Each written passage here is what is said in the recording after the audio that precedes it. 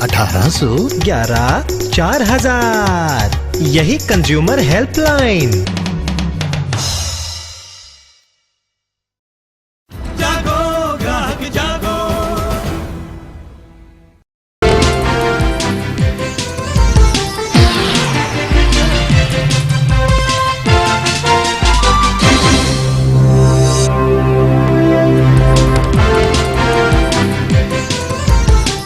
नमस्कार, चर्चा में आप सभी का स्वागत है। जब एस्किमो लकड़ी इकट्ठी करने लगे, इसका मतलब समझ लीजिए कि सर्दियां आने वाली हैं। जब गृहिणियां चिंता करने लगे, जब अर्थशास्त्री हिसाब किताब बैठाने लगे, जब व्यापारी उत्सुक होने लगे, जब किसान आस लगाने लगे, समझ लीजिए वक्त बजट का आ गया है।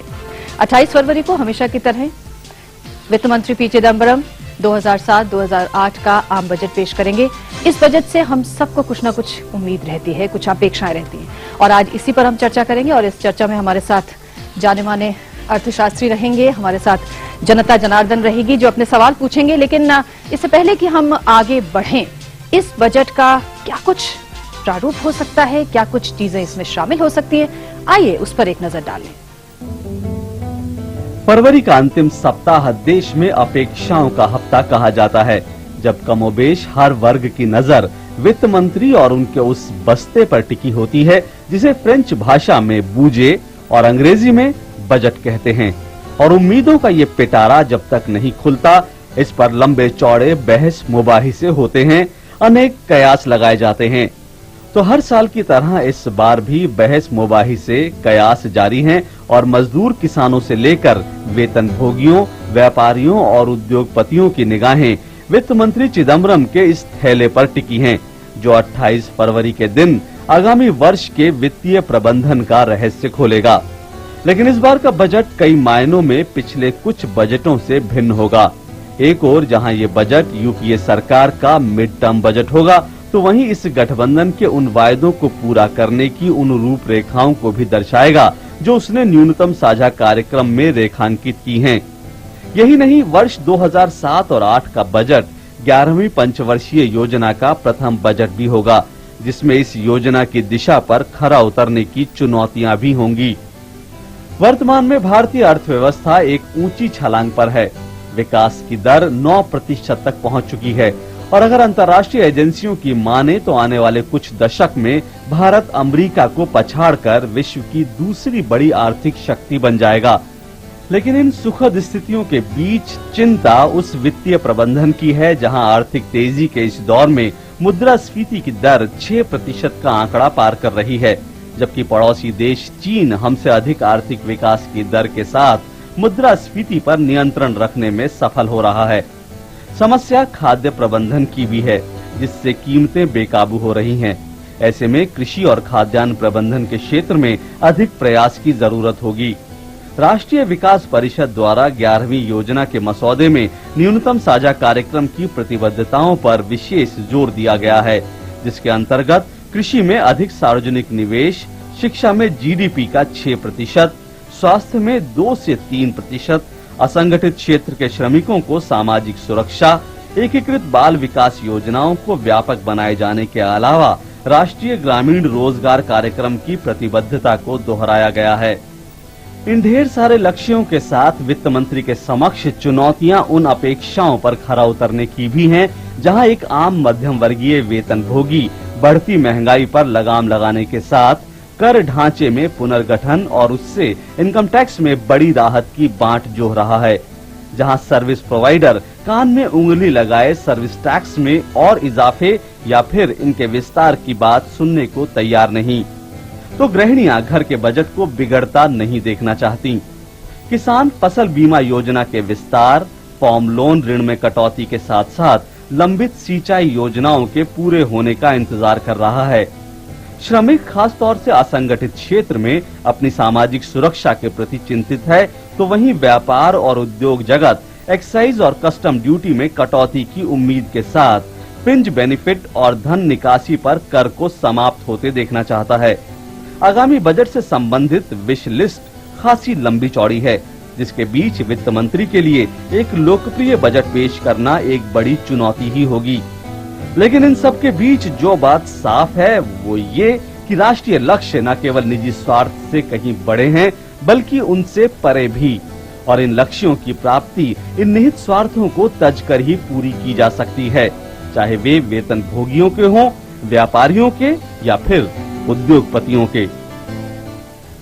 बात बिल्कुल सही है। वित्त मंत्री हर किसी को खुश नहीं रख सकते, और अगर वो सबको खुश रखना चाहते हैं तो ये उनके लिए एक बहुत बड़ी चुनौती होगी। बहरहाल इस समय देश में महंगाई बढ़ रही है और महंगाई से संबंधित ही है हमारा आज का एसएमएस। अगर आप हमारे इस कार्यक्रम में शरीक होना चाहते हैं तो एसएमएस के जरिए आप हमसे जुड़ सकते हैं। हमारा आज का सवाल है कि क्या महंगाई को काबू करना बजट की पहली प्राथमिकता होनी चाहिए? अगर आपका जवाब हाँ में है तो लिखिए सीएमपीए, और अगर ना में है तो लिखिए सीएमपीबी और कर दीजिए एसएमएस 676733 पर, और देखते रहिए हमारा ये कार्यक्रम। हमारे साथ यहाँ बैठे हैं प्रोफेसर बीवी भट्टाचार्य, जाने माने अर्थशास्त्री और जेएनयू के वाइस चांसलर। भट्टाचार्य जी, अक्सर जब बजट आने वाला होता है लोग सोचते हैं वित्त मंत्री एक सेंटा क्लॉज बन जाएं, वो सबके लिए कुछ कुछ गिफ्ट्स लेके आए, कुछ कुछ दें उन्हें, लेकिन क्या ऐसा संभव है? कभी नहीं। किसी को देने के लिए किसी से लेना पड़ेगा, क्योंकि वित्त मंत्री में हाथ में ऐसा कोई झोली नहीं है, आसमान से झोली उनका नहीं भरता है जी। तो या तो किसी से टैक्स लेके किसी को फायदा दे। तो इस बजट में वित्त मंत्री को, जैसे आपने कहा पहले ही, 11 पंचवर्षीय का पहला बजट है, उसमें कहा गया कि विकास के फायदा होना चाहिए गरीब पे।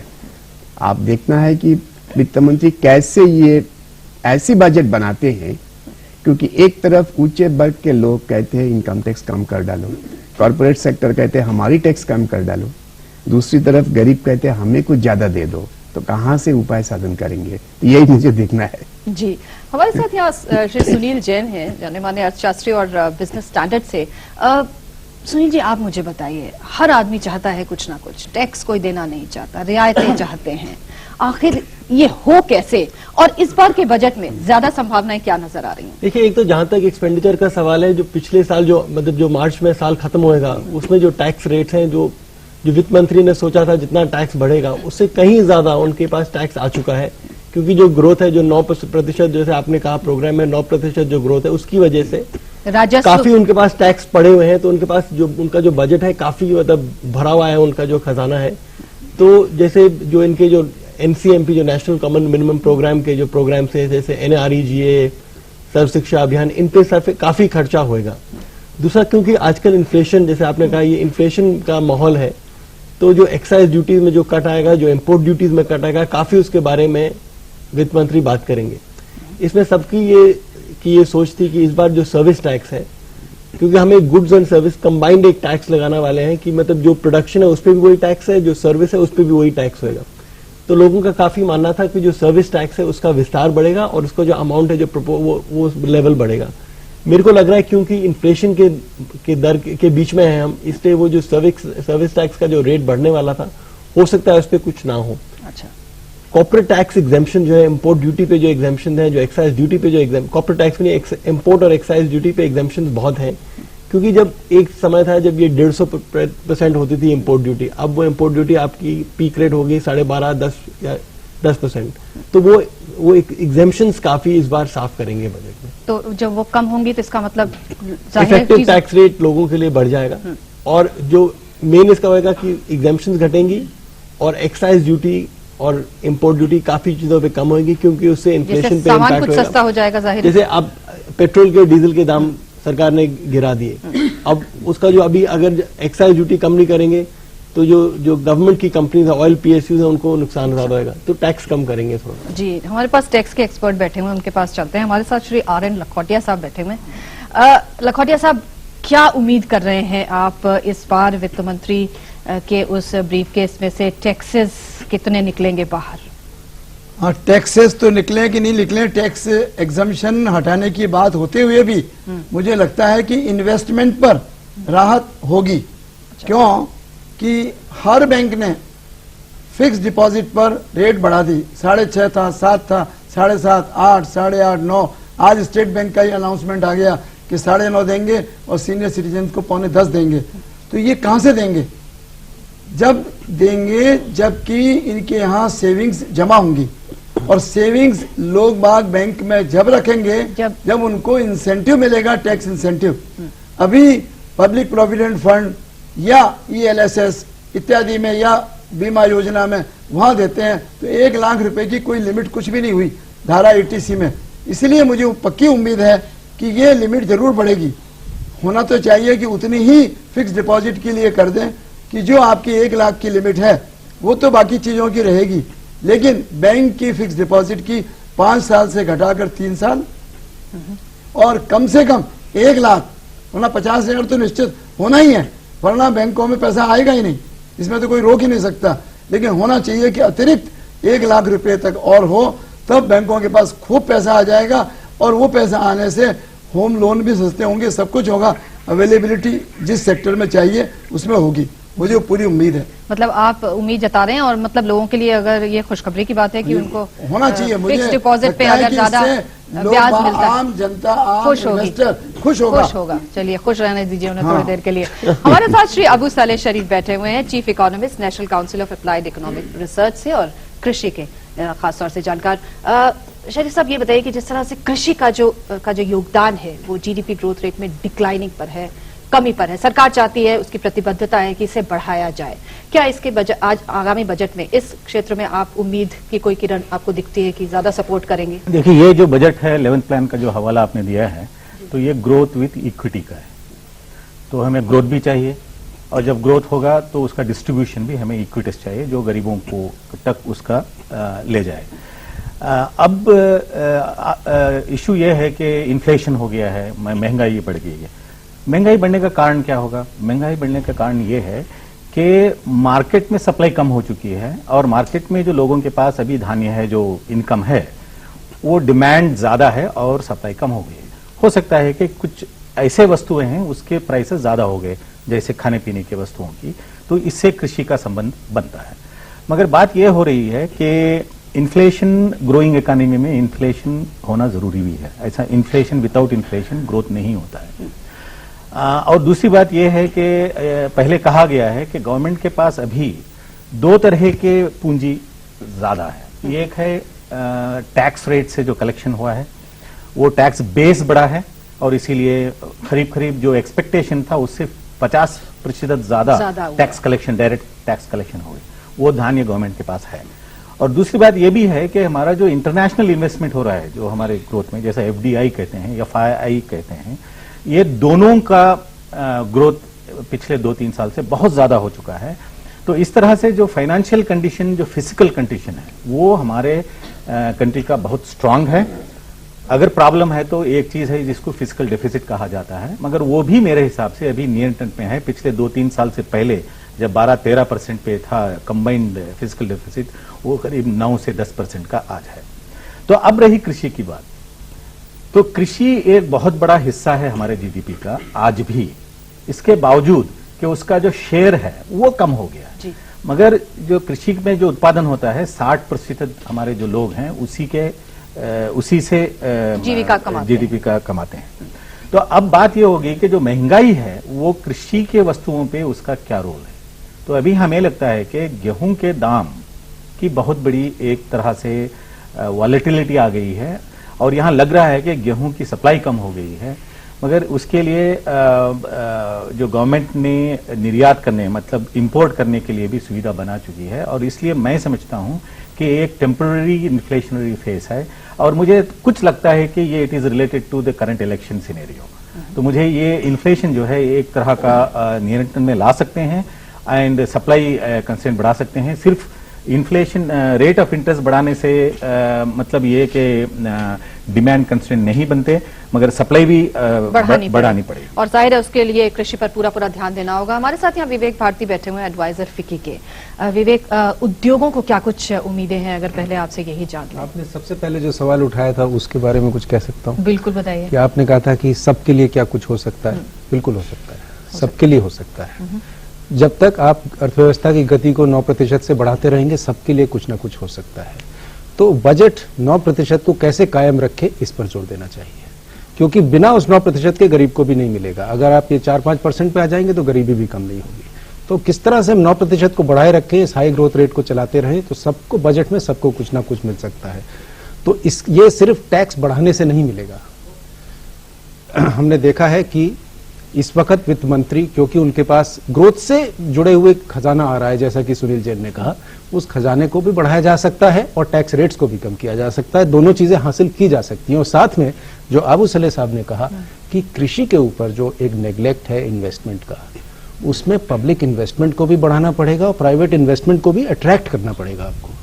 तो पब्लिक इन्वेस्टमेंट बजट से ही आएगा और मेरे ख्याल से इस बार वित्त मंत्री इरिगेशन पर और कृषि संबंधित बहुत बड़ा एक उछाल आएगा इन्वेस्टमेंट में, जो कि लाजिम है, जरूरी है, करना पड़ेगा, क्योंकि लॉन्ग टर्म सप्लाई कांस्टेंट एक एग्रीकल्चर में आ रहा है, जिसके बिना ये ग्रोथ आपकी 9% नहीं चल पाएगी। एक बहुत बड़ा आप इंपोर्ट करा के भी सारा माल नहीं ले सकते विश्व के बाजारों से, कृषि में जिस तरह का ये अभी कांस्टेंट आ रहा है। और दूसरा ये कि प्राइवेट इन्वेस्टमेंट को भी वहां पर अट्रैक्ट कीजिए। फिक्की की तरफ से हमने सजेशंस दिए हैं, खास करके ड्राई लैंड एरियाज में जहां पानी नहीं है, वहां पर आप कॉर्पोरेट इन्वेस्टमेंट को खेती से जोड़िए, उनको कंसेशंस दीजिए, क्योंकि बिना कंसेशन के वहां पर रेवेन्यू मॉडल्स नहीं है, अट्रैक्टिव नहीं है, इन्वेस्टमेंट नहीं आएगा। तो उनको टैक्स इंसेंटिव्स वहां पर दीजिए। साथ में एक बहुत बड़ा मौका है, पर्सनल इनकम टैक्स की यहां पर बात हुई, एग्जेम्पशन लिमिट्स बढ़ाइए और 30% का स्लैब 5 लाख से ऊपर की इनकम पर करिए। सेविंग्स लगातार एकदम से बढ़ेंगी। बहुत सारे मुल्कों में हमने ये देखा है कि एग्जेम्पशन लिमिट्स काफी ऊपर जाकर हैं, हमारे यहाँ बहुत नीचे से ही आप हाई रेट ऑफ टैक्सेशन शुरू कर देते हैं, उसको रैशनलाइज कीजिए। तीसरी बात, कॉर्पोरेट टैक्स रेट आज 40% है, सब मिला मिलू के आप सरचार्ज भी लगा लीजिए, डिविडेंड डिस्ट्रीब्यूशन टैक्स भी उसमें जोड़ दीजिए, एजुकेशन सेस भी लगा दीजिए, उसको आप 30% तक लाइए। एग्जेम्पशंस काफी सारे हैं हमारे, उनको रैशनलाइज करना पड़ेगा, लेकिन आप एक साथ उनको रैशनलाइज नहीं कर सकते। उसके लिए एक ग्रुप बिठाइए, let us study those exemptions और एक एक करके उन एग्जेम्पशन, लेकिन कुछ एग्जेम्पशंस आपको लगातार रखने पड़ेंगे, जैसे हाउसिंग का एक एग्जेम्पशन आपको मेरे ख्याल से रखना पड़ेगा, इंफ्रास्ट्रक्चर क्योंकि बहुत ज्यादा कैपिटल इन्वेस्टमेंट उसमें चाहिए और आपकी कांस्टेंट भी बहुत जरूरी है, और एग्रीकल्चर संबंधित ये कुछ एग्जेम्पशंस आपको रखने पड़ेंगे। Okay, very valid. हमारे साथ बिजॉन मिश्रा बैठे हुए हैं, आप कंज्यूमर एक्टिविस्ट हैं। बिजॉन, इन सब के बीच में, ये सब बातों के बीच में एक जो आम आदमी है वो क्या कुछ आस लगाए हुए है, आप क्या मानते हैं? आम आदमी ये देखना चाहते हैं कि आप बजट में ये अनाउंस करें क्योंकि टैक्स कोई ना हो, कोई टैक्स ना हो, क्योंकि आम आदमी ये जानते हैं कि ये जो टैक्स लिया जाता है इसका सही ढंग से उपयोग नहीं कर रहे हैं सरकार को अपने को और एफिशिएंट बनाना होगा और लीन गवर्नेंस लानी होगी। आम आदमी ये देखना चाहते हैं कि आप जो टैक्स के पैसे वसूल रहे हैं आखिर वो जाता कहां है, ये और किस ढंग से यूज हो रहा है, किस ढंग से यूज हो रहा है। हम केवल सरकारी दफ्तरों को तनख्वाह देने के लिए टैक्स नहीं इकट्ठा कर रहे हैं, आम लोगों तक इसका फायदा पहुंचाने के लिए टैक्स दे रहे हैं। कितने संख्या में लोग आज इनकम टैक्स देते हैं, पर्सनल टैक्स। हम तो कहते हैं कि इनकम टैक्स बिल्कुल हटा दीजिए इस देश से। आप यदि अपने को, अपने कंट्री को तुलना करने चाहते हैं कोई कंट्री के साथ, आप दुबई के साथ कीजिए, इंडिया को दुबई बनाइए, कोई इनकम टैक्स नहीं है वहां और किस ढंग से विकास हो रहा है उस देश में, आप देखिए। हमारे कहने का मतलब है कि जो पार्लियामेंट में बैठे हैं, जो हमारे चुने हुए व्यक्ति हैं वहां, हमारे इलेक्टेड रिप्रेजेंटेटिव, उनको ये जिम्मेदारी लेना होगा कि उनको भी जो तनख्वाह हम लोग दे रहे हैं ये टैक्स पेयर्स के पैसे से, वो जिम्मेदारी के साथ अपना रोल को निभाएं और ये नहीं करने दे सरकार को कि आप बजट में कुछ अनाउंस करें और सारे साल आप बढ़ाते रहे। ये क्या मतलब हुआ? बजट पास होने के बाद सरकार ऑर्डिनेंस निकालकर ये कहते हैं कि और कर लेना है, ये क्या मतलब हुआ? आपने प्रॉमिस किया, हमने पालित किए और उस लॉ का उल्लंघन कर रहे हो, ये क्या मतलब हुआ? जी, एक ऑर्डिनेंस देकर। जी, ये एक आम आदमी के कुछ सवाल हैं जिसे बिजॉन मिश्रा ने बहुत अच्छे और जोरदार ढंग से उठाया। इन सब पर हम बात करेंगे और ये भी बात करेंगे कि आप भारत को दुबई बनाया जा सकता है, टैक्स नहीं है जैसे बिजॉन कह रहे हैं, जानने की कोशिश करेंगे। लेकिन इससे पहले हम एक ब्रेक लेंगे और ब्रेक पे जाने से पहले एसएमएस का सवाल एक बार फिर से आपके लिए कि क्या महंगाई को काबू करना बजट की पहली प्राथमिकता होनी चाहिए? अगर आपका जवाब हाँ में है तो लिखिए सीएमपीए और अगर ना में है तो लिखिए सीएमपीबी और कर दीजिए एसएमएस 676733 पर और देखते रहिए हमारा ये कार्यक्रम इस छोटे से ब्रेक।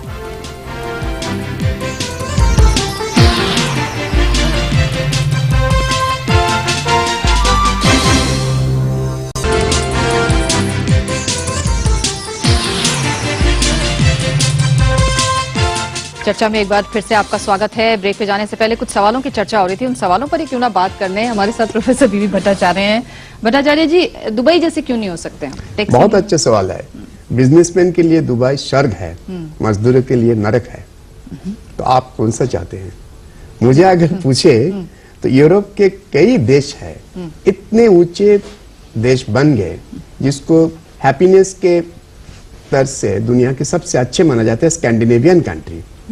वहाँ 50-60% टैक्स होता है, मगर इसके बदले में आम जनता को सोशल सिक्योरिटी मिलता है, गरीबों को मकान मिलता है, पढ़ाई के लिए, चिकित्सा के लिए सब सुविधा मिलता है, अच्छे पब्लिक बस मिलता है, ट्रेन मिलता है, सड़कें साफ मिलता है, पार्क मिलता है। मतलब आप लोगों को टैक्स जरूर दिलवाएंगे। तो आप ऐसे सिस्टम बनाए नहीं, हम जो सवाल इन्होंने कहा, हम भी टैक्स के पक्ष में हैं जी। 2% नहीं लोग टैक्स दें हमारे देश में, एटलीस्ट 70 से 80% लोग टैक्स दें और उस टैक्स का पैसे से लोगों का सेहत, शिक्षा, घर मुफ्त में मिले। ये जिस दिन सरकार प्रॉमिस करेंगे बजट में, हम लोग सब सरकार को 70% लोग टैक्स देने के लिए तैयार होंगे जी। हम मेरे ख्याल दर्शकों की राय ले लें इस पर जी। हाँ, आप बताइए, आप लोग आप टैक्स देंगे? जब आप टैक्स देंगे, वो कह रहे हैं टैक्स तो हम देना चाहेंगे, लेकिन उस टैक्स का जो बर्डन है वो सिर्फ हम ही पर नहीं पड़े, जो आम जनता है जो दे सकता है उस पर पड़े, जो नहीं दे सकता उस पर नहीं पड़े। ओके जी साहब। जनता को राहत नहीं मिलती तो उस टैक्स का कोई फायदा नहीं है। ये 10 रुपए देते हैं और 20 रुपए निकाल लेते हैं, ये कोई बजट नहीं है। और ये इतने इंटेलिजेंट है, मैं आपको बताना चाहता हूँ, गवर्नमेंट के अंदर में इतने इंटेलिजेंट आदमी बैठे हुए हैं कि आम आदमी समझ ही नहीं सकता कि वो कैसे हमसे पैसे ले गए। और हमको 1950 के अंदर में क्लर्क 120 रुपए लेता था, आज उसको 12,000 रुपया मिलना चाहिए, लेकिन वो नहीं मिल रहा। वो खुश है कि मुझे 6-7 हज़ार। ये सिर्फ गिनती हो रही है। अगर देखा जाए तो उसकी परचेजिंग पे जो वैल्यू है, जो 120 रुपए 1950 में मिलते थे, उससे कहीं कम है, वो 40 रुपए की है जी। लखोटिया साहब, आप इस पे कुछ रिएक्ट करेंगे जो ये कह रहे हैं? देखिए, इसमें तो कोई दो राय है ही नहीं कि परचेजिंग पावर इतनी कम हो गई। सवाल ये नहीं है कि टैक्स हम दें या नहीं दें, ये सवाल है कहां पर जाकर के अधिकतम रेट लगाई जाए। अभी 2.5 लाख रुपया साल का क्या होता है? 2.5 लाख रुपया, 2.5 लाख के बाद में 30% रेट लग जाती है। ये 5 नहीं, मैं तो 10 के लिए बराबर बोल रहा हूं। और मैंने वित्त मंत्री से भी कई बार चर्चा की है कि आप 10 लाख के बाद 30 नहीं, आप 35% करिए, लेकिन वो होना चाहिए 10 लाख के बाद, 12 लाख के बाद, ये नहीं कि 2.5 लाख। जैसे मधुमक्खी होती है, फूलों से शहद ले लेती है और फूलों को प्रसन्न भी करती है और उसका भी पेट भर जाता है, पूरा शहद होता है। बस फाइनेंस मिनिस्टर को ऐसा ही होना चाहिए।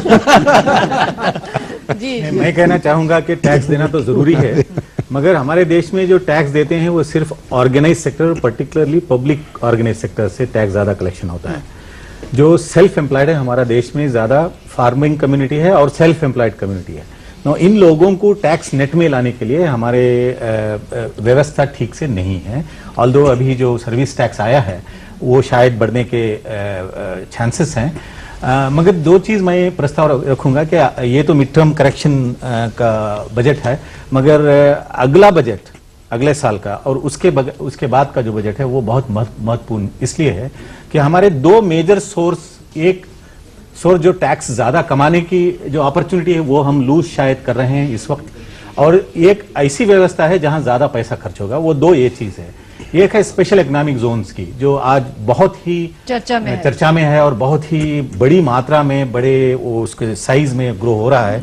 I am very well that we should support corporate sector in this effort, but we should not totally exempt. Now उस हवाले से बहुत ही ज्यादा पूंजी शायद हमारा इंडिया का टैक्सेशन में लूज हो रहा है। दूसरा जगह अभी पे कमीशन, नया पे कमीशन आने वाला है अगले साल।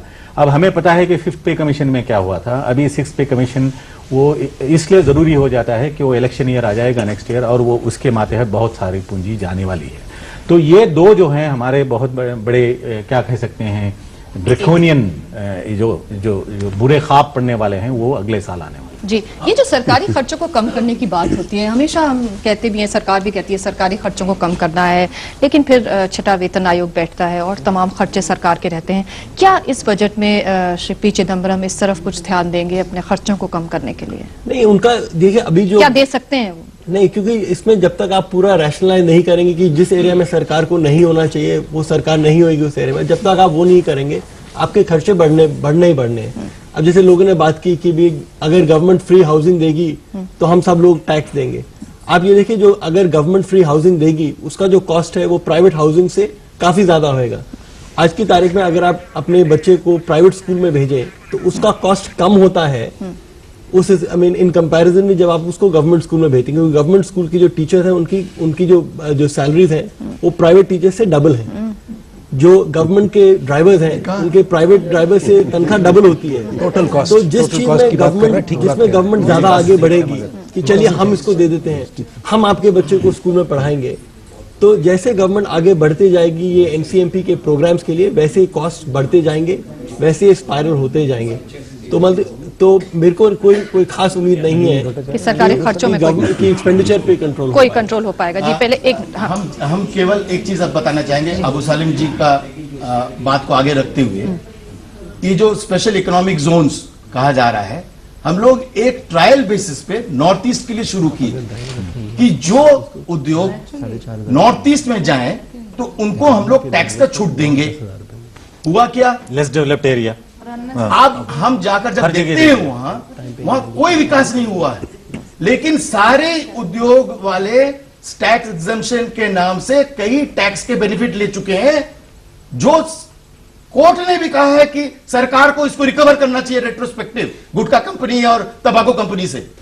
लेकिन हम लोग अभी भी कोर्ट में ये लड़ाई लड़ रहे हैं कि ये पैसा क्यों नहीं वापस ले रहे हैं आप, जब कोर्ट ने कहा कि आपको वापस लेनी चाहिए, जबकि ऑर्डिनेंस पास हुआ इस पे, पार्लियामेंट ने पारित किया कि नॉर्थ ईस्ट में तंबाकू कंपनी को छूट नहीं मिलनी चाहिए, लेकिन सरकार इस पे ध्यान नहीं दे रहे हैं। तो इसका मतलब क्या है कि सरकार कुछ प्रॉमिस और वादे करते हैं बजट में, लेकिन उसको निभाते नहीं है, तो आम आदमी बजट को आज कोई महत्व नहीं देता। एसईजेड की बात उठाई विवेक, छोटा सा रिएक्शन एसईजेड पर, क्या इस बजट में कुछ नए विचारों के साथ? मेरा इत्तेफाक है इनसे, मतलब थोड़ा सा डिसएग्रीमेंट है जी कि ये अजम्पशन कि जितने भी एसईजेड्स हैं उसमें निवेश आएगा, ये बहुत बड़ा अजम्पशन है कि हर एक जो एसईजेड में पैसा लगाएगा उसका सारा माल बिक जाएगा, सारी प्रॉपर्टी बिक जाएगी। इतना आसान नहीं है के लिए। तो आप ये सोचिए कि नहीं, हमें टैक्स की बात हो रही है। नहीं, टैक्स तो जब ही आप लूज करेंगे ना, जब वहां डेवलपमेंट होगा। इतनी डिमांड होगी, क्या 200 एसईजेड सारे बिक जाएंगे एकदम से और उसमें पैसा कमा लेंगे लोग? प्रोजेक्शन तो यही कहता नहीं, ये देखिए प्रोजेक्शंस एक हाइपोथेटिकल प्रोजेक्शन है, लेकिन उसके कुछ बेनिफिट्स भी तो आएंगे, दोनों साइड्स को उसकी देखिए। अभी उन्होंने साहब ने एक बोला कि हमारे पास बहुत टैक्स उनकी अपेक्षा से ज्यादा आ गया, लेकिन सरकार ने आजकल क्या किया, आज हमारे फार्मर जो देश को खाना देते हैं आज वो भूखे मर रहे हैं, 2 वक्त की रोटी उनको नहीं मिल रही। मजदूर के लिए शाम को पेट पालना, बच्चों को पेट पालने के लिए हमारे वित्त मंत्री उनका क्यों नहीं सोचते? ये पार्लियामेंट जो बैठे हुए हैं ये उनके लिए क्यों नहीं सोचते कि भाई आम जनता जो मेजॉरिटी है वो तो 2 वक्त की रोटी उनको नहीं मिलती। आज ऐसी बदकिस्मती है कि अनाज पैदा करने वाला ही भूखा मर रहा है। इसको करना चाहिए हमें, ये आंकड़े देख के, ये आंकड़े समझ के उससे कोई फायदा नहीं, प्रैक्टिकल क्या होता है वो देखना चाहिए। जी, जमीनी हकीकत पे क्या हो रहा है? मैं विजय मिश्रा जी से पूछना चाहता हूं, अगर टैक्स का सही यूज गवर्नमेंट कर रही है और वित्त मंत्री जी अपना टैक्स जो है वो सही यूज में कर रहे हैं, तो विदर्भ में 365 किसानों का वो आंकड़ा आया है, अभी पहले 68 का आंकड़ा था, तो इतने किसान विदर्भ में आत्महत्या क्यों कर रहे हैं? अगर टैक्स सही यूज हो तो कोई किसान आत्महत्या क्यों करेगा? बिल्कुल प्रोफेसर भट्टाचार्य, किसानों की आत्महत्या के मामले प्रकाश में आते रहते हैं जब तक, और किसानों की अपने जो मुसीबतें हैं वो खत्म होती नजर नहीं आती। क्या कुछ ठोस काम या प्रयास या कोशिशें इस बजट में नजर आ सकती हैं अपने किसान को कुछ सपोर्ट करने के लिए? ये पहले जैसे ये कहा गया है कि इस बजट में किसानों के लिए एक खास प्रबंध होना चाहिए। पिछला करीब 15 साल किसानों के लिए कोई बड़ी रकम पूंजी निवेश नहीं हुआ है। उसका एक कारण ये भी है, ज्यादातर स्टेट गवर्नमेंट जो किसानों के ऊपर खर्चा करते हैं, इस वक्त इनका बजट का 70-80% अपने वेतन पे खर्चा करते हैं। उनके पास इतना कम पैसा बचता है उसके बाद, जिनमें से उनको बाकी सब चीज करने के साथ साथ किसानों के लिए भी करना पड़ता है। तो इस बार सेंट्रल गवर्नमेंट को चाहिए, जो उनका टैक्स कलेक्शन अच्छा हुआ है, इस बार भी उम्मीद कर रहे हैं विकास दर भी अच्छे रहे, तो अच्छे और भी अच्छे टैक्स कलेक्शन होंगे। एक बड़ी रकम किसान के लिए एक डेवलपमेंट प्रोजेक्ट बनाए, तो उनके लिए गांव में वेयर हाउसिंग करना पड़ता है, रूरल इलेक्ट्रिफिकेशन करना पड़ता है, डीप फ्रीजर करना पड़ता है। तो हर डिस्ट्रिक्ट में सरकार इस तरह से कुछ प्रबंध कर ले तो किसान जब फसल पैदा होता है, मजदूरों मतलब मजबूरी के साथ उसी एक हफ्ते में उसको ना बेचे, उसमें जाके रखे, धीरे धीरे वो बेचे, उसको कीमत सही होता है। जो कहा है कि विदर्भ या महाराष्ट्र ने किसानों की आत्महत्या किया, उसका कारण एक थोड़ा लंबी कहानी है। उसका कारण ये है कि जब पिछले 3-4 सालों में जीएम कॉटन की चर्चा हुआ, जो बाहर की बाजार में उसका काफी अच्छा पैसा मिलता था, तो किसानों में उसके अंदाज में ज्यादा जीएम कॉटन की आबादी की है। अब बाहर की बाजार में उसका डिमांड नहीं है, भारत की बाजार में उसका डिमांड नहीं है। किसानों ने प्राइवेट मनी लेंडर से कर्ज ले चुके हैं, अब डर के मारे में उन्होंने आत्महत्या कर रहे हैं। उनको चाहिए एक बुनियादी स्तर पे हर डिस्ट्रिक्ट पे एक किसान के लिए फैसिलिटी बनाई जाए। और इसमें एक बात और भी है, वो न्यूनतम समर्थन मूल्य की बात है, जिसपे हम बात करेंगे, अपने लोगों से भी यहाँ बात करेंगे। ब्रेक लेंगे और ब्रेक पे जाने से पहले एसएमएस का सवाल एक बार फिर से आपके लिए दोहरा दें कि क्या महंगाई को काबू रखना बजट की पहली प्राथमिकता होनी चाहिए? अगर आपका जवाब हाँ में है तो लिखिए CMPA, और अगर ना में है तो लिखिए CMPB और कर दीजिए एसएमएस 676733 पर। और देखते रहिए हमारे कार्यक्रम हेलो चिदम्बरम।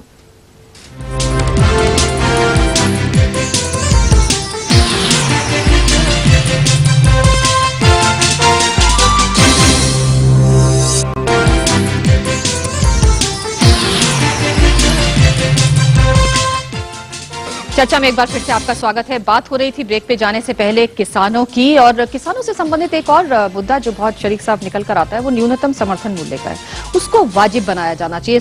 किसानों की ये भी डिमांड है कि जो आपका दूध है, अंडा है, मीट है, उसमें भी न्यूनतम समर्थन मूल्य होना चाहिए। इस दिशा में कुछ प्रयास होने? मेरे हिसाब से जो मिनिमम सपोर्ट प्राइस है वो रेगुलेटेड प्राइस है। तो हमारे हिसाब से जो है कृषि में भी कंपटीशन होना चाहिए। कृषि में भी ऐसी चीज बननी चाहिए कि क्वालिटी के ऊपर एम्फोसिस हो, और जो अच्छी क्वालिटी पे अच्छे तरह से जो डिसइंफेक्टेंट अच्छा यूज किया, क्वालिटी अच्छी इंप्रूव की, उसमें स्वाद अच्छा भरा और शेल्फ लाइफ उसमें अच्छी डाली, जो टेक्नोलॉजी की बात हो रही है, तो उसको ज्यादा जो है उसको अच्छी वैल्यू में बेचना पड़ेगा। और उसी तरह के प्रोडक्ट्स का एक्सपोर्ट भी होता है, निर्यात भी होता है। तो ये जो मिनिमम सपोर्ट प्राइस है, अभी देखें गेहूं और चावल की बात हो तो अभी जो प्राइवेट सेक्टर लेता है गेहूं चावल वो ज्यादा पैसा देता है मिनिमम सपोर्ट प्राइस से आज के दौरान पे। तो हमें ये इम्पोर्टेंट है कि मार्केट जो है उसको फ्री बनाया जाए, इस तरह से फ्री बनाया जाए कि जो ज्यादा पैसे वाले हैं बिजनेसमैन वो लेके होर्ड ना करें। अभी हमें पिछले 2-3 महीने से, पिछले 1 साल से गेहूं की जो प्रॉब्लम लग रही है वो फ्यूचर मार्केट, फ्यूचर ट्रेडिंग के बारे में थोड़ा बहुत ज्ञान हो रहा है, और लग रहा है कि कुछ बड़े जो बिजनेसमैन हैं वो गेहूं को शायद होल्ड कर रहे हैं। तो अगर इसके ऊपर एड्रेस करें तो हमारा प्राइस का जो कृषि का जो मूल्य है उसके प्राइस का इश्यू हो जाएगा। मगर जो मिनिमम सपोर्ट प्राइस इटसेल्फ है वो उसके अंदर एक तरह का डिफेक्ट है, उस डिफेक्ट को हमें अंडरस्टैंड करना पड़ेगा। माफ कीजिए, ये जरा चर्चा बजट से हट रही है। हमें बजट से बहुत सारी उम्मीदें होती हैं, न्यूनतम मूल्य वगैरह का बजट से कोई संबंध नहीं है। या तो ये चर्चा हम बजट पर केंद्रित रखें, नहीं तो हम पूरी कृषि की सारी समस्याएं के यहाँ पर डिस्कस असल में ये किसानों का एक बड़ा सवाल नहीं, तो किसानों के ऊपर डिस्कशन कीजिए। बजट जो कर सकता है किसानों के लिए, चर्चा को उस पर केंद्रित कीजिए। मेरे ख्याल से it's unfair to the finance minister कि हम सारी चीजें बजट के ऊपर डाल दें एक तरह से। क्या कर सकता है? देखिए, बजट के लिए अगर केंद्रीय सरकार और खासकर वित्त मंत्री जी चाहें तो सारी समस्याएं किसानों की, अनएम्प्लॉयमेंट की सॉल्व हो सकती है और ब्लैक मनी की भी हो सकती है। वो कैसे? ये कर दें, कुछ एरियाज डेजिग्नेट कर दें कि भाई ये इंडिया के इकोनॉमिक ग्रोथ के लिए, और जो बिलो दी पॉवर्टी लाइन है 26% वाले, उनके लिए क्या क्या आवश्यक है, इनमें आप निवेश करेंगे। आप कैसा भी लाए, कोई भी पूछा नहीं जाएगा सवाल कि आप कहां से पैसा लाए, कुछ भी नहीं। कम से कम 5-10 साल के लिए जो भी इनकम होगी वो होगी, और उस पर कोई सवाल नहीं होगा, और टैक्स फ्री होगा। तो लोगों का जो करोड़ों अरबों रुपया जो है, कितने ही, यानी 1.5-2 लाख करोड़ रुपया कम से कम जो ब्लैक मनी है वो इसमें आ जाएगा। तो आप देखेंगे कि इतनी समस्याएं हल हो जाएंगी, एम्प्लॉयमेंट बढ़ेगा, economic growth in the designated channels वो होगी, और जो पॉवर्टी लाइन से ऊपर लोग उठेंगे। नहीं, कृषि में टैक्स नहीं है, ये बात ऑलरेडी कृषि के लिए काम करें, मगर इन्वेस्टमेंट करना एग्रीकल्चर में बहुत जरूरी है। एग्रीकल्चर में लगाएं। मगर आज कृषि में टैक्स नहीं है, फार्मर्स के ऊपर टैक्स नहीं है, मगर बात हो रही थी कि जो मिनिमम प्राइस है वो उसको छूट दे देना चाहिए, क्योंकि आज ज्यादा प्राइवेट सेक्टर उसको अच्छे भाव से खरीद रहा है, कॉन्ट्रैक्ट फार्मिंग हो रही है, बड़े बड़े सुपरमार्केट आ रहे हैं और वहां पे फार्मिंग का लिंक हो रहा है। तो स्मॉल फार्मर को प्रोटेक्ट करना चाहिए और एग्रीकल्चर इरिगेशन पे और जो कोल्ड चेन कहते हैं उसके ऊपर इन्वेस्टमेंट। करेक्ट, बिल्कुल सही। कृषि क्षेत्र में हम चाहते हैं कि इस बजट, मतलब हम लोग उपभोक्ता, आम उपभोक्ता ये देखना चाहता है बजट में क्या, कि ग्रामीण क्षेत्र में आप किस ढंग से विकास करेंगे और वो विकास किस ढंग से आप साल भर चलाएंगे उस विकास को, और आम ग्रामीण क्षेत्र में शिक्षा, स्वास्थ्य, इरिगेशन, रोड्स, ये सारे चीज पे आपको अब सरकार को ये कहना है कि हम इस क्षेत्र से हट जाएंगे क्योंकि हमसे बस नहीं हुआ, हम कर नहीं पाए, 50 साल 60 साल से हम नहीं कर पाए हैं। तो अब इस पे कंपटीशन लाए। हम यदि प्राइमरी स्कूल एक ग्रामीण क्षेत्र में अपने पूंजी से चला सकते हैं सही ढंग से, तो सरकार को मदद करनी चाहिए। और हम यदि एक स्वास्थ्य केंद्र अपने पूंजी से सही ढंग से चला सकते हैं, तो सरकार को मदद करनी चाहिए। ये बजट में हम लोग उम्मीद करते हैं कि आम गरीब जो ग्रामीण क्षेत्र में रहते हैं उन तक हम लोग सुविधा कैसे पहुंचाएं, स्वास्थ्य, शिक्षा और जी सोशल सेक्टर की बात की विजय ने। हाँ जी, मैं एक विषय है वॉलमार्ट। ये इंडिया में 97% लोग किराना स्टोर से सामान लेते हैं। आज आप देख रहे हैं कि हमारे 30 करोड़ लोग मिडिल इनकम ग्रुप के हैं और ये वॉलमार्ट जो ये ग्रुप्स आ रहे हैं और इनका क्या इम्पैक्ट होने जा रहा है। मैं ये फिगर पढ़ता हूँ, यहाँ तो बहुत अर्थशास्त्री बैठे हुए हैं। ये जो बड़े सुपर स्टोर आ रहे हैं, ये क्या ये गरीबों को खा जाएंगे? इसका क्या रिजल्ट होगा? सरकार इसके बारे में क्या कर रही है? मुझे तो ये लगता है, वो कहते हैं $350 बिलियन की ये मार्केट है, कोई ऐसा ना हो कि ये गरीब आदमी जो किराना स्टोर के हैं, जी मैं आपकी बात लाखों करोड़ों लोग खत्म हो जाए। जी इसका जवाब विवेक भारती से दिलवाएंगे। विवेक जी, ये बजट में आ जाएगी बात? ये बजट से कोई संबंध नहीं, फिर भी जवाब दे दीजिए, वो पूछना चाहते हैं। देखिए, वॉलमार्ट से इसका क्या लिंक है? आपके हिंदुस्तान के बिजनेसमैन, उद्योगपति जब उसमें आ रहे हैं तो वॉलमार्ट और उसमें क्या फर्क है? नहीं, इनका मतलब बड़े बड़े जाइंट्स, बड़े बड़े स्टोर्स तो हिंदुस्तान के लोग भी बना रहे हैं, तो उसमें मेरा मतलब वॉलमार्ट से कोई इसका संबंध नहीं है। मेरा वॉलमार्ट से नहीं, मेरे कहने का तात्पर्य 97% आज के लोग जो है। एक इसमें बात देखिए, बड़े ऑर्गेनाइज रिटेलिंग आ रहा है, तो क्या आप उसको रोकेंगे? बना करेंगे आप उसको? आप उस पर बैन लगाना चाहते हैं कि कोई आदमी बड़ा स्टोर ना बनाए? ऐसा तो नहीं हो सकता ना। नहीं, बिल्कुल आदमी ये चाहते हैं ऐसे बड़े स्टोर बन रहे हैं जैसे छोटी जमीन। नहीं, सबसे बड़ी बात यह है कि इंडिया में इंटरमीडिएट कॉस्ट जो है वो वर्ल्ड का सबसे मैक्सिमम है। इंटरमीडिएट कॉस्ट मतलब हम यदि कृषि से कुछ सामान लेते हैं और कंज्यूमर तक पहुंचाते हैं, वो जो कॉस्ट ऐड होता है वो वर्ल्ड का हाईएस्ट इंडिया में 75%। हम लोगों ने स्टडी की थी कि जो किसान को जो मूल्य मिलता है और कंज्यूमर जो पे करता है, बिजॉन अगर एज ए कंज्यूमर 100 रुपया एक चीज का देते हैं, किसान को 25 रुपया मिलता है। 75 पैसा जो इंटरमीडिएशन में चला जाता है, क्योंकि आपकी रिटेलिंग में इतनी इनएफिशिएंसी है, आपकी सप्लाई चेन में इतनी इनएफिशिएंसी है, इतने इंटरमीडियरीज हैं कि उपभोक्ता सफर करता है। और इसके लिए ऑर्गेनाइज रिटेलिंग से आपको उपभोक्ता को फायदा होगा। मैंने तो अभी थोड़े दिन पढ़ा कि सोनिया गांधी जी ने प्राइम मिनिस्टर को लेटर लिखा है इस विषय में, खासकर कि ये इन लोगों का क्या होने जा रहा है इस विषय में।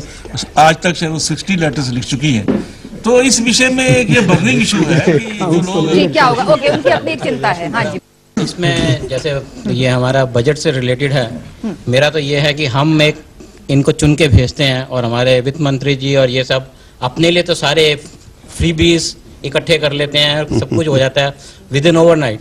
What about the public? Public के लिए कुछ नहीं है। पब्लिक के लिए दुनिया भर के टैक्स हैं, आप टैक्स लीजिए, कोई मना नहीं करता, लेकिन टैक्स के रिटर्न में तो कुछ दीजिए। There should be infrastructure, there should be something, there should be available to everything, means cleaningness, building, education. क्या मिलता है? कुछ नहीं है आम आदमी को। ओके जी साहब, के सीनियर सिटीजन का अभी तक जो लिमिट है 1.85 lakhs. If the income is beyond that, they have to file the income tax return. They have to pay the income tax. Now with the increased rate of interest, that is up to 10%. Now even if you deposit 1 lakh, annual return is more than 10,000. So that should be raised. Now interest from 5,000 per that has to be increased to 15,000. Okay जी, लखोटिया साहब, जैसे कि slabs की पुनर्गठन की बात हो रही है, ऐसी उम्मीद की जा रही है कि वित्त मंत्री हो सकता है स्लैब्स की बात को पुनर्गठन करें। इन्होंने भी एक सवाल इस समय नहीं करेंगे तो अगले 2 साल में तो करना ही पड़ेगा इनको, क्योंकि स्लैब्स बहुत डिफरेंस बहुत कम है। आप देखिए कि 1 लाख के बाद में जो नॉर्मल रेट है 10% 50,000 तक है, उसके बाद में सीधा ही 20 है, और 2.5 लाख हुआ नहीं और 30 हो गया, और इतना ज्यादा ये स्लैब्स में डिफरेंस होना चाहिए ताकि मिडिल क्लास के जो इनकम वाले आने हैं, जो ग्रुप के आने वाले हैं, वो उनमें आ जाएं। जैसे 1 लाख है तो इसको बढ़ा करके 1.5 या 2 लाख करें, 2 से 5 1 हो, 5 से 10 1 हो, और 10 से भी ऊपर हो उसके, और बल्कि एक होना चाहिए कि 1 करोड़ से ऊपर कमाने वालों पे 30 नहीं 40% होगा, कोई हर्ज नहीं है, क्योंकि वो जिसके आ रहा है वो बिना विशेष मेहनत के आ रहा है, इसलिए उस पर तो ज्यादा हो और नीचे वालों को छूट दी जाए, इससे लाभ होगा। एल्डरली सिटीजन्स के लिए जो पीपीएफ की बात हो रही है, तो इस पे ये बहुत जरूरी है कि एल्डरली सिटीजन्स को जो प्रोडक्ट्स हैं, फाइनेंशियल प्रोडक्ट्स, वो सिर्फ 1 या 2 पे लिमिटेड ना हो। आज लगता है कि हर चीज एल्डरली सिटीजन्स को जो एक्सेसिबिलिटी है वो सिर्फ पीपीएफ में, नो उसको प्रोडक्ट जो है उसको वो रेंज बढ़ाना चाहिए। और ये मेरे ख्याल से जो पीपीएफ का जो इशू है वो पीपीएफ को छूना नहीं चाहिए, and in fact the benefit should continue to accrue for the elderly citizen and women at least. जो हमारे सीनियर सिटीजन हैं वो इन्वेस्ट करते हैं, सब कुछ है, पर वो कितने हैं, फ्यू 20%, जिनके पास कमाई के लिए, गुजारे के लिए एक पैसा भी नहीं है, जिनके बच्चे भी उनके साथ नहीं है, तो गवर्नमेंट इस बजट में क्यों नहीं उन 80% जो सीनियर सिटीजन है उनके लिए कुछ प्रावधान करती, क्योंकि उनको भी तो अपनी जीविका चलानी है। प्रोफेसर भट्टाचार्य, देखिए, सीनियर सिटीजन के बारे में भारत में एक सोचना इसलिए जरूरी है, हमारे देश में कोई सोशल सिक्योरिटी नहीं है, तो सोशल सिक्योरिटी जब नहीं है उनके आमदनी पर बहुत ज्यादा टैक्स नहीं लगना चाहिए, इंटरेस्ट इनकम इस तरह से चीज छूट देना चाहिए। जी, हमारे साथ सीनियर सिटीजन बैठे हुए हैं। जो हमें बजट मिलता है, जो हमें पैसा मिलता है, उसमें से 70% सिक्योरिटी पर खर्च हो जाता है, और 30% हमारे पास कितने लोगों को गवर्नमेंट जो है वो सेटिस्फाई करेगी। हम गृहणियां तो ये एक्सपेक्ट करते हैं, आटा और दाल दोनों चीजों का रेट इतना हाई है, अगर वो कम किया जाए। देखिए, दिलासा तो बहुत दी जाती है बजट से पहले, लेकिन ये जो दिलासा है ये सिर्फ पेपर की सुर्खियों तक और टीवी के चैनल पर ही सीमित रह जाती है। प्रैक्टिकल जब देखने आता है तो ऐसा कुछ नहीं होता है। मतलब तो आपको लग रहा है कि इस बार केरोसिन और उसके दाम ना बढ़ जाएंगे? जब आएंगे, जब देखा जाएगा। अभी तो अब तक जैसा हुआ है उसके अकॉर्डिंग मैं कह रही हूँ कि ऐसा कुछ नहीं होता है कि प्रैक्टिकली इस चीज को वो लोग। जी, गृहणियां क्या चाहती हैं? हमारे साथ गृहणियां बैठी हुई हैं, आप क्या चाहती हैं मैम? ओके, बोल रहे हैं कि क्या गैस सस्ता का हो जाए? सिलेंडर महंगा होगा। अच्छा, हाँ, अभी है न्यूज़ में कि सिलेंडर महंगा, तो वो ऐसी चीजें नहीं होनी चाहिए। हम लोग फिर अफोर्ड कर लेते हैं ये चीजें, लेकिन जो और लोअर क्लास है वो नहीं कर पाती। आप क्या चाहती हैं? जो हमारे ग्रोसरी आइटम्स सस्ते होने चाहिए, आटा दाल, और बाकी कॉस्मेटिक्स से हम लोग को कोई इतना फर्क नहीं पड़ता, 1 से 1 लगा लेंगे, उससे क्या गैस वगैरह ये सब सस्ता होना चाहिए। फ्रिज टीवी सस्ता हो जाए। मैं ये कहना चाहती हूँ कि हर साल बजट आता है, उस टाइम जब बजट आता है तो वित्त मंत्री बहुत वाहवाही लूटते हैं, कोई टैक्स नहीं बढ़ा, कोई कुछ महंगाई नहीं बढ़ी, लेकिन हर 2 महीने के बाद इतना जबरदस्त टैक्स लग जाता है कि गृहिणियों के लिए विशेष बजट चलाना, जो घर चलाती हैं उनके लिए बहुत मुश्किल है। सुनील, आप कुछ रिएक्ट करना चाहेंगे? हमारी गृहिणियां कह रही हैं हमारी। नहीं, देखिए, आटा दाल सस्ता करो। आटा दाल तो आपका देखिए, जब तक आपका प्रोडक्शन, ये जो सारी जो आटे की जो प्राइसेस बढ़ रही हैं, एडिबल ऑयल की जो प्राइसेस बढ़ रही हैं, इनका बजट से वैसे कोई लेना देना नहीं है। इनकी प्राइसेस इसलिए बढ़ रही हैं क्योंकि काफी सालों से 10-15 साल से हमारा जो वीट का प्रोडक्शन है वो बिल्कुल बढ़ा नहीं है। प्रोडक्शन हमारा एग्रीकल्चर का बढ़ नहीं रहा और आबादी बढ़ रही है, तो देयर इज अ फंडामेंटल, जिसे डिमांड सप्लाई मिसमैच कहते हैं, जो मेन प्रॉब्लम वो वहां पे हो रही है। तो जहां तक, और फिर लोगों ने बात की है कि भाई ये किसान जो है वो सुसाइड कर रहे हैं, किसी और ने कहा कि लोगों के पास नौकरी नहीं है तो बजट क्या करे इसमें। देखिए, जहां तक बजट का सवाल है, विवेक ने कहा ये सब बजट पे नहीं आनी चाहिए। इसे बजट इसलिए इंपॉर्टेंट होती है क्योंकि बजट में सरकार जो है वो बाकी भी पॉलिटिकल अनाउंसमेंट्स करती है। जो गवर्नमेंट के पास जो भी वो टैक्स लेती है, जो पैसे लेती है, उससे भारत सरकार, कोई भी सरकार हो, बीजेपी की सरकार हो, कांग्रेस की सरकार, कोई भी सरकार लोगों को एम्प्लॉयमेंट नहीं प्रोवाइड कर सकती। कोई भी सरकार है वो सब कुछ नहीं कर सकती। ज्यादातर जो बल है इन चीजों में करने का वो प्राइवेट सेक्टर में होता है। तो बजट से हमें सिर्फ यही उम्मीद रखनी चाहिए कि बजट में अगर भारत सरकार जितनी जगह से विकेट कर सकती निकल सकती है उतनी जगह में लोग और काम कर पाए। आपको एक उदाहरण देता हूं, आज की तारीख में जो टेक्सटाइल एक्सपोर्ट्स है, टेक्सटाइल सेक्टर में पूरा मार्केट जो है वो बहुत बढ़ रहा है। भारत ये ग्लोबल मार्केट बहुत ज्यादा तेजी से बढ़ रहा है, मगर भारत के जो टेक्सटाइल प्रोड्यूसर्स हैं, जो रेडीमेड गारमेंट प्रोड्यूसर्स हैं, वो इतनी तेजी से अपनी फैक्ट्री नहीं बना रहे। वो फैक्ट्री नहीं बना रहे क्योंकि वो भारत सरकार का एक रूल है कि अगर आपको बहुत सारे मजदूर हो जाएंगे तो आप उनको फायर नहीं कर सकते, आप उनको बर्खास्त नहीं कर सकते जब आपकी कंपनी फेल हो जाए। तो ऐसे रिस्ट्रिक्शन लगा रखे हैं, भारत सरकार ने रिस्ट्रिक्शन लगा रखा है। जब ये प्राइसेस बढ़ गई तो उन्होंने कह दिया कि आप कोई वीट आप एक्सपोर्ट नहीं कर सकते। तो अगर आपने एक कंपनी लगाई थी, अगर आप एक फार्मर थे जो एक्सपोर्ट मार्केट के लिए बना रहे थे, तो सरकार ने कहते नहीं आप ये मार्केट में नहीं कर सकते। फ्यूचर्स मार्केट है जिसके अबू सलेह शरीफ जिनको क्रिटिसाइज कर रहे थे, फ्यूचर्स मार्केट वर्ल्ड पूरी दुनिया में जब फ्यूचर्स मार्केट है उससे प्राइसेस स्टेबलाइज होती हैं। भारत सरकार ने कह दिया आज अब ये फ्यूचर्स मार्केट नहीं चलने वाला। तो भारत सरकार ये बाधे डालती रहती है, जब ये बाधे डालेगी बिजनेस में, बजट में भी उसके बारे में बात होगी। जी, कहने का मतलब ये कि धंधा करने देना चाहिए आदमी को, उसमें कम से कम रुकावटें होनी और जब तक धंधा नहीं होगा किसी के पास नौकरी नहीं होगी। जो बजट में आ सकता है जो कि सीनियर सिटीजन और वीमेन के साथ कनेक्टेड है, वो है कि बीमार अगर हो जाए सीनियर सिटीजन महिला तो उसके लिए मेडिक्लेम के लिए 10,000 की जगह 15,000 रुपया साल का खर्चा तो अलाउ है, लेकिन वो पॉलिसी मिलती ही नहीं है। तो इस बजट में ही चाहिए प्रावधान करें कि जो 70, 75, 80 साल के हैं उनको भी मेडिक्लेम की पॉलिसी उपलब्ध हो सके। जी, हम ब्रेक लेंगे और ब्रेक पे से वापस आने के बाद हम कुछ बात करेंगे कि क्यों इतनी अड़चनें, क्यों इतनी बाधाएं हैं। क्या ये बाधाएं आदमी को जो काम करने से रोकती हैं उसको सरकार कम करेगी? क्या इस बजट में कुछ इस तरह की चीजें आ सकती हैं इस छोटे से ब्रेक के बाद? लेकिन ब्रेक पे जाने से पहले SMS का सवाल एक बार फिर से आपके लिए दोहरा दें कि क्या महंगाई को काबू रखना बजट की पहली प्राथमिकता होनी चाहिए? अगर आपका जवाब हाँ में है तो लिखिए CMPA और अगर ना है तो लिखिए CMPB और कर दीजिए SMS 676333 पर। इस ब्रेक के बाद कार्यक्रम देखते रहिए।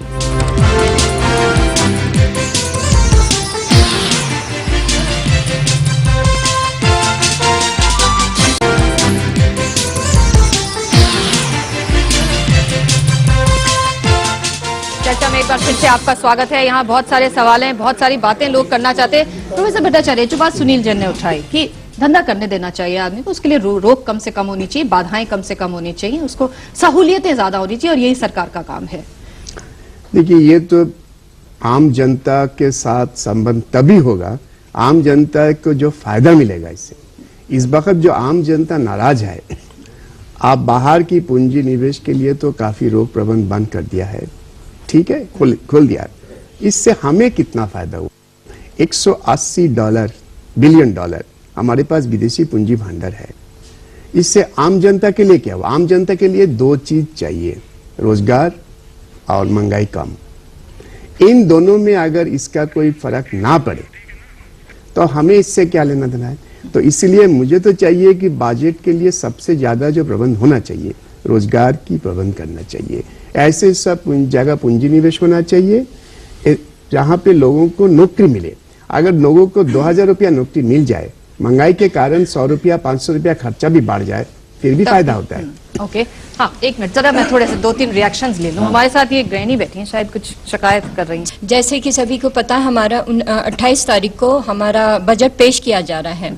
तो मैं ये कहूंगी कि जब पेश किया जा रहा है तो क्यों सारे साल हर बारी कुछ महीनों बाद फिर एक नया रेट शुरू हो जाता है या किसी भी चीज का रेट बढ़ा रहे हैं। जैसे छोटी सी एक समस्या है प्याज का, तो मैं यही गुजारिश करूंगी पूरे साल ये क्यों नहीं मार्केट पर या एक आम गृहिणी की जो भी छोटी मोटी जरूरतें हैं उसका रेट ना बढ़ने दिया जाए। आप क्या कहती हैं? हाँ जी, बस यही चीज है कि मतलब क्यों बार बार बढ़ता है, जो जिससे कि हमारा महीने का बजट निश्चित नहीं रह पाता और बहुत डिस्टर्ब हो जाता है गृहिणी को चलाना। इस हिसाब से जैसे गैस वगैरह है उसके ऊपर भी मतलब बढ़ाते रहते हैं रेट, तो वो भी कम होना चाहिए, नहीं तो पूरा अवेलेबल होना चाहिए, वो पूरा रेट लेके और देते भी कम है। गैस भी नहीं आती, गैस नहीं आती। बजट के अंदर कोई फाइन प्रिंट्स कंडीशन अप्लाई नहीं होनी चाहिए।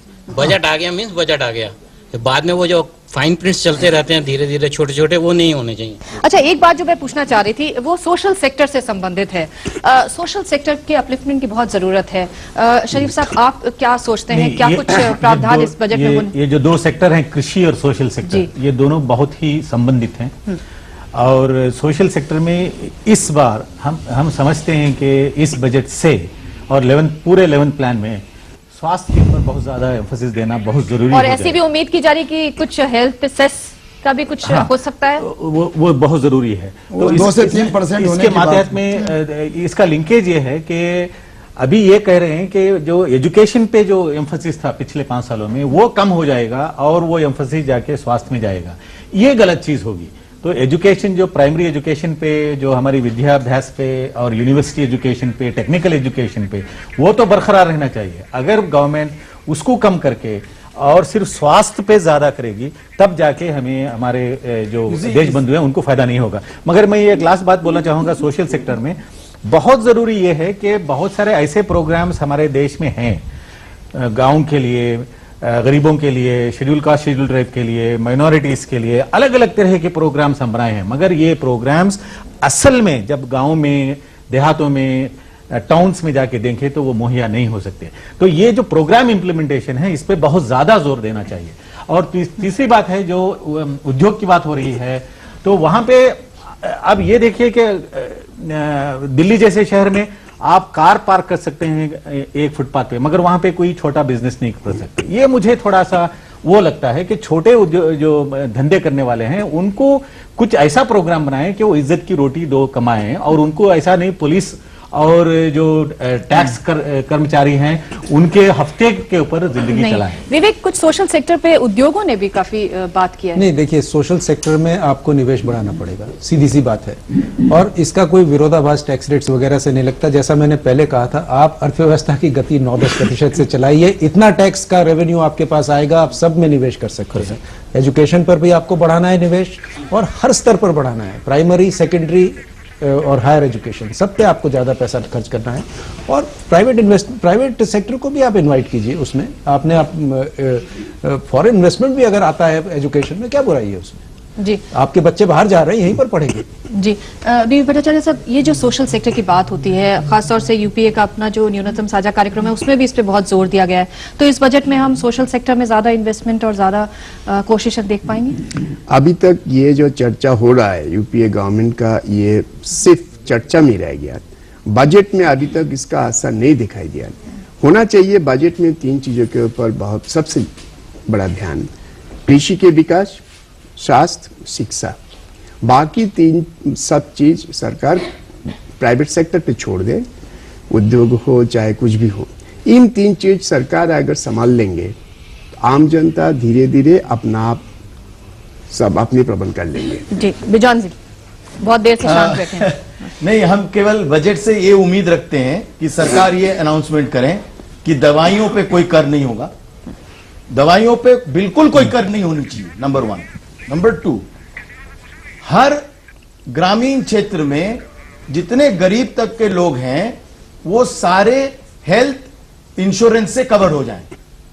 वो जहां चाहे वो अपना इलाज कर सके, उनको प्राइमरी हेल्थ सेंटर जाने का जरूरत नहीं है। वो कहीं पर भी वो विश्वास रहे कि हम इनके पास जाने से हमारा स्वास्थ्य का रक्षा हो सकता है सही ढंग से। उनको मुफ्त में उनको अपना स्वास्थ्य मिले, आम गरीब को, ताकि वो उनको घर बेचकर अपना स्वास्थ्य का ट्रीटमेंट ना करना पड़े। ये मसला इतना सिंपल नहीं है। नहीं, बिल्कुल हम समझते हैं, लेकिन बजट में हमारे वित्त मंत्री का जो ध्यान है वो आकर्षित हम लोग ये करना चाहते हैं कि वो खुद हर बजट सेशन के पहले 1 महीना ग्रामीण क्षेत्र में जाके बिताएं और देखें कि लास्ट बजट में क्या अनाउंस किए थे, उसका क्या उपलब्धि हुई है, और वो बजट सेशन में फिर लाए और कहे कि ये हमारी अचीवमेंट हुई लास्ट ईयर, ये किए थे, इससे हमारी ये अचीवमेंट हुई, आगे हम ये करने जा रहे हैं इस बजट पे। जब तक इस ढंग के उत्तरदायित्व हमारे मतलब प्रधानमंत्री और वित्त मंत्री पे नहीं होगा, तब तक हम नहीं समझते ये बजट आम लोगों के लिए कोई मायने रखता है। वित्त मंत्री से बहुत सारी उम्मीदें हैं सभी लोगों की, सभी वर्गों की। आने वाले बजट में क्या कुछ होगा ये तो वक्त बताएगा। बहरहाल चर्चा में का ये अंक हम यहीं खत्म करते हैं। आप देखते रहिए डीडी न्यूज। नमस्कार, बहुत बहुत शुक्रिया आप सभी का।